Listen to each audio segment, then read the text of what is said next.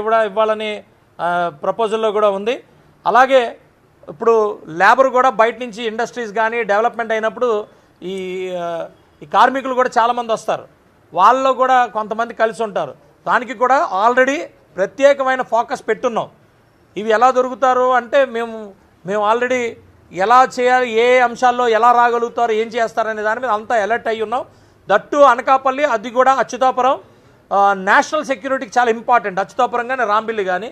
So ఆ దృష్టిగా కూడా మేము చాలా క్లియర్గా ఉన్నాం.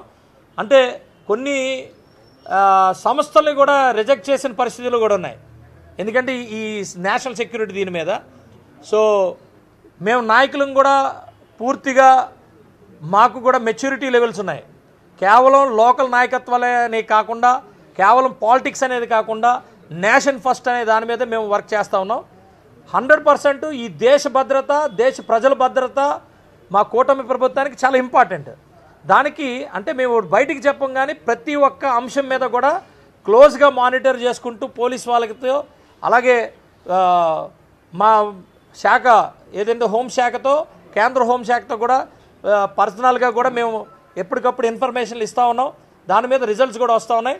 డెఫినెట్గా మేమైతే మీ ద్వారా మేము చెప్పదలుచుకుంది, ప్రతి ఒక్క సిటిజన్ అంటే వ్యక్తి, భారతీయ ప్రతి ఒక్క భారతీయుడు ఒక సైనికుడిలా ఎప్పటికీ అలర్ట్గా ఉండాల్సిందిగా మేము పిలుపునిస్తున్నాం.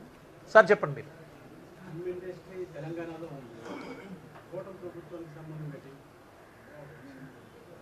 ఫిలిం ఇండస్ట్రీ అందరి దగ్గర ఉంది, తమిళనాడులో కూడా ఉంది, కర్ణాటకలో కూడా ఉంది. ఎందుకు ఏదండి, మన ఆంధ్రప్రదేశ్లో ఉన్న ఫిలిం ఇండస్ట్రీ గురించి మాట్లాడుతున్నామండి.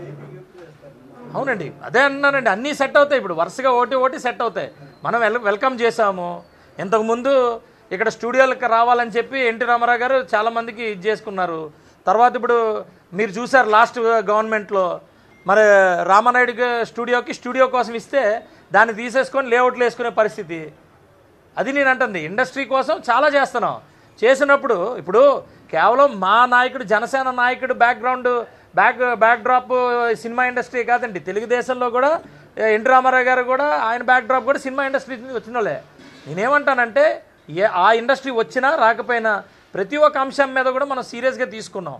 మనం ఏం చేస్తున్నాం, ఒక పక్కన ఇండస్ట్రీ డెవలప్మెంట్ కోసం భూములు ఇవ్వడం కానీ, వ్యవస్థలను తయారు చేయడం కానీ అన్నింటినీ మనం స్ట్రెంగ్తన్ చేస్తుంటే, ఇలా మధ్యలోని ఇంకొక ప్రభుత్వం రావడం, అది పూర్తిగా నిర్వీర్యం చేయడం జరిగింది. ఇది ఎగ్జాంపుల్ మన రామానాయుడు స్టూడియో. దాన్ని లేఅవుట్లు వేసుకుంటున్నారు. అది లేఅవుట్లు వేయడానికి మరి ఇంక ఇండస్ట్రీలు ఎలా బతుకుతాయి? అవి కూడా అన్నీ కూడా రివ్యూ చేస్తాం, మొమ్మాటం లేదు. మా నాయకుడు ఒకటే గుర్తుపెట్టుకోండి, ఎవరిదైనా సరే ఏదైనా సరే తప్పు జరిగినప్పుడు కరాఖండిగా మాట్లాడే నాయకుల్లో మేటి నాయకుడు మా నాయకుడు, అందులో డౌటే లేదు. మొహమాటం అనేది ఎక్కడ ఉండదు. ఆయన దేశం, ఆయనే మొదటి స్థానంలో ఆయనకి ఉంటుంది. దేశం